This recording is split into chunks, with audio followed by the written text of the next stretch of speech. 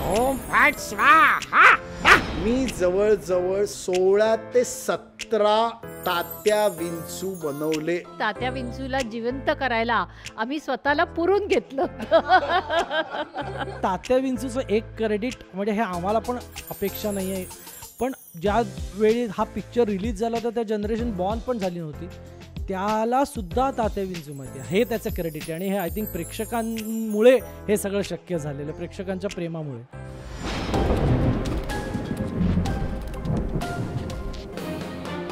नमस्कार मंडळी, मी दक्षता जोईल तुम्हा सगळ्यांचं लोकशाहीच्या विशेष कार्यक्रमात मनापासून स्वागत करते. 16 एप्रिल 1993ला झपाटलेला हा चित्रपट चित्रपटगृहात येतो काय? बरं, तुमच्या आमच्या सगळ्यांच्या मनावर अधिराज्य गाजवतो काय? आणि त्याचबरोबर त्यातली गाणी, हिरो, ॲक्शन सीन्स, हिरोईन आणि अशा तुफान कॅरेक्टर्सनी भरलेला हा चित्रपट म्हणजे अर्थात आपल्यासाठी ही मेजवानीच. मंडळी, आपल्या तात्या विंचूला आणि या चित्रपटाला 30 वर्ष पूर्ण झाली आहेत. याच निमित्तानं मी आले पाध्ये यांच्या कुटुंबाशी संवाद साधायला. मला असं वाटतं की आता मी तुमच्याशी आणखी काही संवाद साधण्यापेक्षा लगेच आपण त्यांच्याशी संवाद साधूयात आणि बघूयात काय गमती जमती झाल्या होत्या तेव्हा. या, नमस्कार. नमस्कार. नमस्कार. नमस्कार. सत्यजित सरांनी इन्स्टावर पोस्ट काय टाकली आणि अगदी म्हणजे सगळ्यांच्या आठवणींना परत उजाळा मिळाला. खरं तर मी आत्ता या 21व्या शतकातले आम्ही, पण परत खरी गोष्ट आहे की आम्हाला तात्या विंचू माहिती आहे आणि आत्ताही सगळे जे आता जनरेशन आहे त्यांनाही तात्या विंचू माहिती आहे. त्यामुळे मला आणि आमच्या प्रेक्षकांना खरंच माहिती करून घ्यायला आवडेल की काय जर्नी होती तात्या विंचूची आणि कसा तयार झाला हा तात्या विंचू. पहिले प्रथम मी पोस्ट टाकताना मला एक म्हणजे मी काय जुने ॲक्च्युली फोटोज एकत्र करत होतो एका दुसऱ्या कामासाठी आणि मला ते सगळे अचानक फोटो दिसले आणि मला एक इन्व्हिटेशन, आमचं त्यावेळचं इन्व्हिटेशन मिळालं.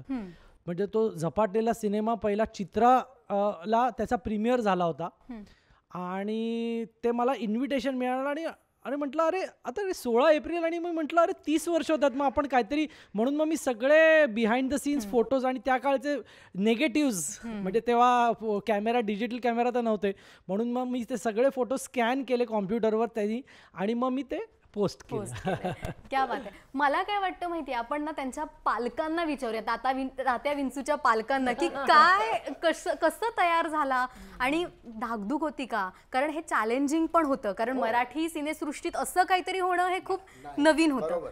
तर सुरुवात कशी झाली, आयडिया कुठून आली? नाही, काय माहिती का, महेश कोठारे माझे परिचयाचे आधीपासून होते आणि मी अमेरिकेला जायला निघालो होतो त्या दरम्यानी आणि एक दिवस त्याचा फोन आला की मला तुला भेटायचं आहे येऊन.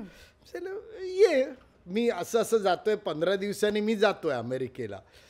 आला आणि त्यांनी मला 101 रुपये दिले आणि पेढ्याची पुडी दिली, कारण मला पेढे खूप आवडतात, त्याला माहिती आहे. पेढे दिले आणि म्हणाला मी नवीन पिक्चर काढतोय आणि त्याच्यात बाहुलीचा मुख्य रोल आहे, तू करायचास, तू आता फॉरेनला चाललेला आहेस, तिथून एखादी बाहुली घेऊन ये माझ्यासाठी. मी सांगितलं बघतो. मी 2.5 महिने आम्ही गेलो होतो त्यावेळेला अमेरिकेत दोघं.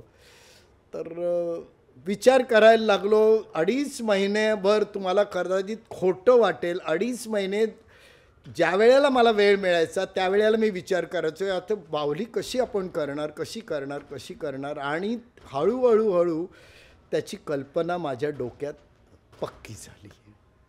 आणि मी आलो आणि मी महेशना फोन केला की तू ये, मला बोलायचं आहे तुझ्याशी.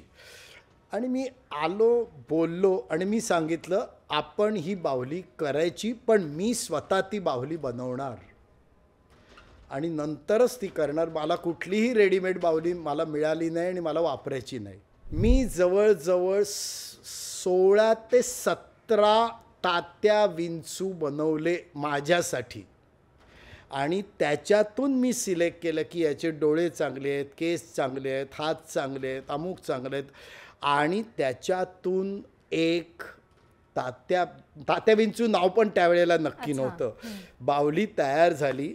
आणि मी महेशना सांगितलं की मी येतो. त्यावेळेला गणपती होता.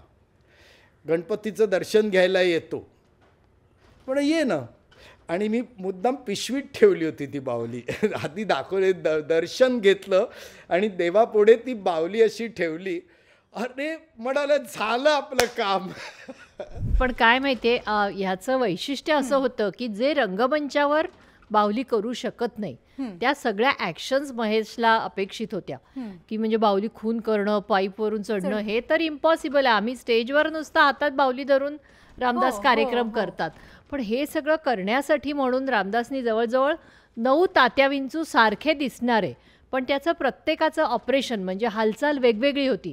म्हणजे कधी स्ट्रिंग पपेट, कधी रॉड पपेट, कधी हाफ बॉडी पपेट, कधी फुल बॉडी पपेट, कधी नुसते हात, असे वेगवेगळे बावले बनवले होते, पण दिसायला एकसारखा, म्हणजे जशा डमी असतात तसं. आणि त्यामुळे ते काम खूप चॅलेंजिंग होतं. आणि आम्ही महेशला असं सांगितलं की आधी आम्हाला पूर्ण शॉर्ट डिव्हिजन दे, की काय काय तो करणार आहे, काय शॉट घेणार आहेत, म्हणजे मग शॉट घेताना आम्ही कसं लपायचं ह्याचा विचार फार महत्त्वाचा होता. कारण त्या काळी तेव्हा क्रोमा नव्हता किंवा दुसरी कुठलीही साधनं नव्हती. आणि ह्या सगळ्याचा विचार करून मग ती बाहुली प्रत्यक्षात आकाराला आली. आणि करताना तर खूपच मजा यायची, कारण खूप वेळा काय व्हायचं, बाहुलीचा लुक बदलायचा, बाहुली भलतीकडेच बघतीये, कधी कधी आमचा हात दिसायचा, कधी कधी असं काय काय खूप गमती व्हायच्या.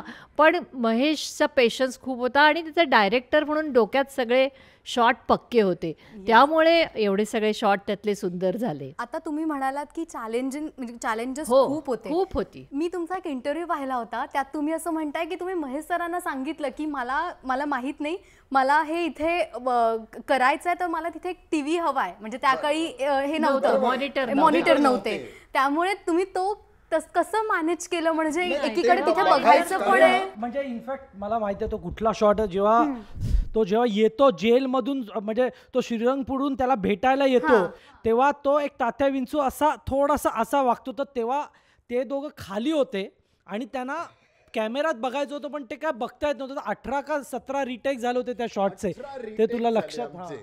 बापरे. नाही, गंमत होती ती.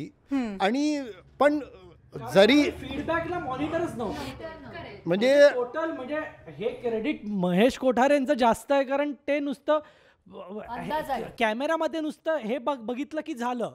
आणि कॅमेरामनचं हे दोघांचं नाही, काय माहितीये का, खूप, कारण त्यावेळी क्रोमा नसायचं, तर ह्या लोकांना लपवलं आहे, मध्येच त्यांचा हात दिसतोय का काय दिसतोय हे माहिती नसायचं. ते शेवटी नंतरच आपल्याला कळायचं ओके झाल्यावर. मला आणखी एक विचारायचं आहे. आता मगाशी तुम्ही म्हणालात मॅडम की म्हणजे आम्हाला ते गंमत वाटते की तात्या विंचू कसा बस मुंबईला एसटीतून जाऊ शकतो किंवा कसा चढू शकतो तो वर, तर यामागे काय गंमत होती? किंवा कारण व्हाईट शॉट मध्ये तर आपण करणं, तुम्ही दिसणं भाग आहे, जसं तेव्हा मॉनिटर पण नव्हते, मग तेव्हा काय चॅलेंजेस आले? तुम्हाला माहितीये का, एसटी बसची रचना अशी असते की मागे एक इमर्जन्सी डोअर असतो. हो हो. तर आम्ही असं केलं की त्याला त्या एक मागे शिडी असते आणि ते इमर्जन्सी डोअर तिथून उघडतं. तर तात्या विंचूचं मान उलटी केली होती, म्हणजे मान पोटातून हात घातला आणि त्यांनी बाबांनी वेगळी बॉडी बनवली होती, म्हणजे पोटातून हात घालून असा उलटा ऑपरेट. आणि आम्ही दोघं त्या इमर्जन्सी डोअरच्या खाली सीटवर बसून ते ऑपरेटिंग केलं होतं. त्यामुळे लोकांना म्हणजे तो शटर असं, म्हणजे अशा खूप ट्रिक्स केलेल्या आहेत. त्यामुळे जे अवेलेबल आहे त्याचा फायदा खूप घेतलेला आहे. शॉट आहे त्याला ऍक्च्युअली किती 2 दिवस मी तेव्हा मला आठवतोय तो शॉट आलेला होता शूटिंगला. तो अख्खा जो सेट होता, आय थिंक मी फोटो टाकला होता त्या ह्याच्यावर बिहाइंड मध्ये, तो अख्खा सेट त्यांनी आडवा केला होता पूर्ण. तो अख्खा सेट त्यांनी आडवा केला होता आणि तात्या विंचू असा करून तो असा करतो आणि तो अख्खा शॉट त्यांनी उभा केला होता. प्लस त्यांनी मधले शॉट्स वेगवेगळे, म्हणजे हॉस्पिटलमधला एक कट, मग लक्ष्मीकांत बेर्डेचा क्लोजअप, असे सगळे, म्हणजे हे सगळं महेश कोठारेंचं क्रेडिट आहे. आणि ट्रॉलीवर 2 जण झोपलो होतो आणि तो ऑपरेट करत होतो. आणि 3 बाजू मोकळ्या होत्या घ्यायला, आम्ही 4थ्या बाजूला लपलो होतो. म्हणजे आम्हाला अवॉइड करून, आम्हाला टाळून त्यांनी बदल्या ह्याच्यातून आम्ही न बघता आम्ही असं हे आणि तो म्हणजे खूपच तो अगदी चॅलेंजिंग शॉट आणि लोकांच्या अगदी लक्षात हो राहिलेला कारण शॉट आणि त्यानंतर तो लक्षा जेव्हा पुरतो हो. तेव्हा नंतर तात्या विंचू येतो तोही मी बिहाइंड द सीन मध्ये बघितला होता तो म्हणजे काय आता एवढं हसू येत आहे. पुरलेला तो मातीतून वरती येतो तर मातीत आमच्या सेट डिझायनरनी मोठा एक खड्डा केला होता दोघांना बसायला.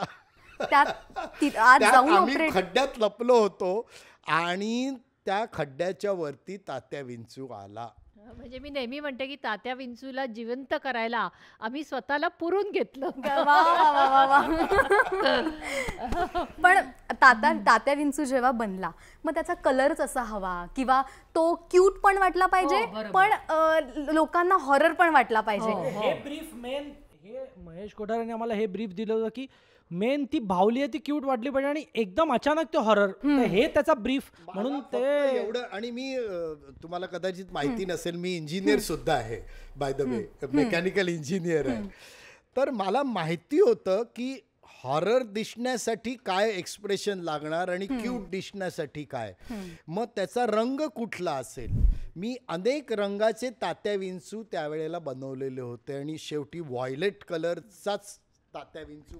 व्हायलेट म्हणजे थोडासा जांभळा रंग, किरमिजी रंग, जो थोडासा आता इंग्लिश वाङ्मयात म्हटलं तर द्वेषाचं प्रतीक आहे, म्हणजे हिंस्रपणाचं, म्हणून त्याला तसा बनवला. पण तो दिसायला क्यूट होता आणि जेव्हा तो काही खून करतो किंवा हे करतो तेव्हा तो थोडासा भीतीदायक दिसतो. पण त्याला खूप पण भीतीदायक केला नाही, थोडासा भीतीदायक केलेला आहे. हे काय माहितीये का, तुमचे 5 बोटांचं सगळं कसब आहे.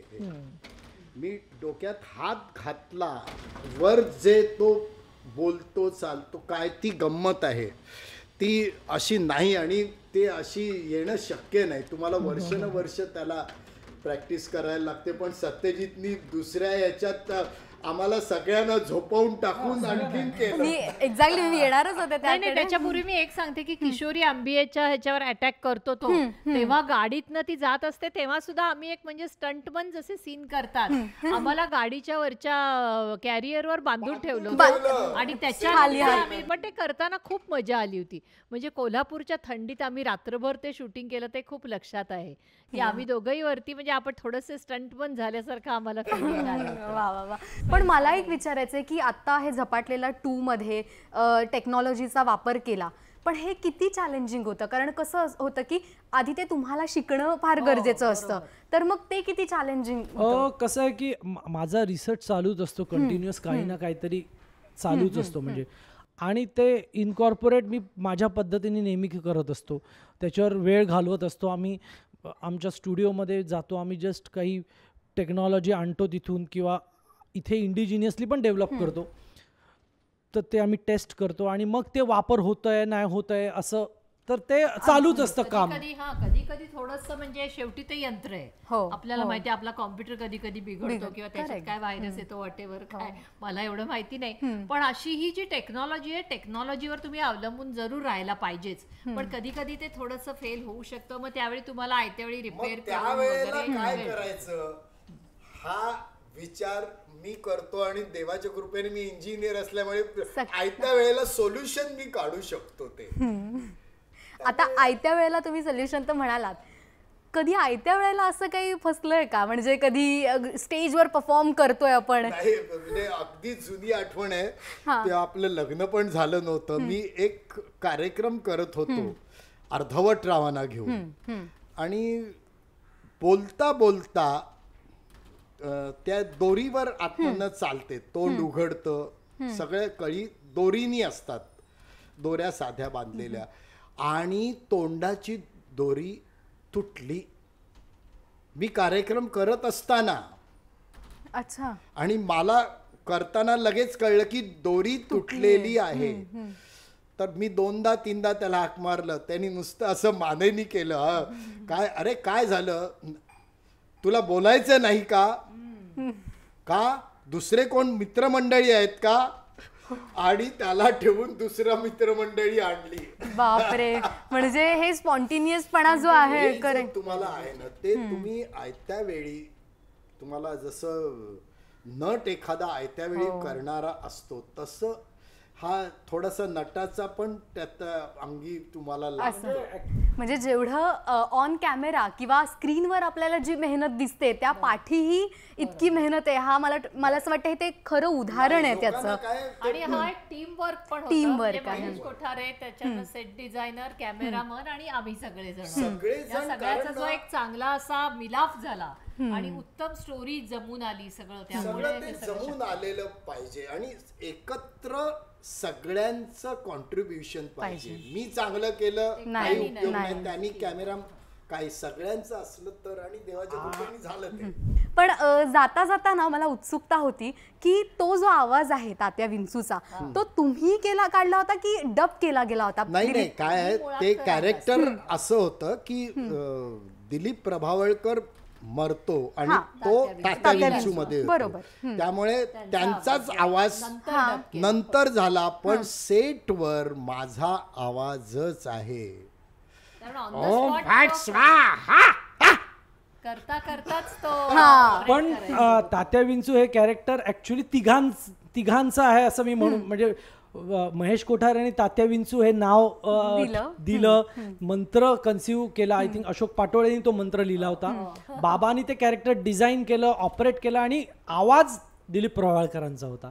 तर हे तिघांचं आणि अर्थात पूर्ण टीम म्हणजे झपाटलेल्याची पूर्ण टीम म्हणजे सूर्यकांत कॅमेरामन आणि शरद डिझायनर. तर ह्या सगळ्यांचं टीमवर्क आहे तात्या विंचू म्हणजे. आणि अर्थात इतर सगळे कलाकार कारण त्यांनी माझे लक्ष्मीकांत बेर्डे असो, किशोरी आंबे असो, विजय चव्हाण असो, त्यांचं पूजा पवार, तर त्यांची जी रिॲक्शन पपेटला जी रिॲक्शन होती त्याच्यामुळे विजय चव्हाणचा तर तो सेटवर इतका गंमत करायचा. मी काही दुसरं काही घेत नाही म्हणजे चहा कॉफी आणि मला ताक भयंकर आवडतं.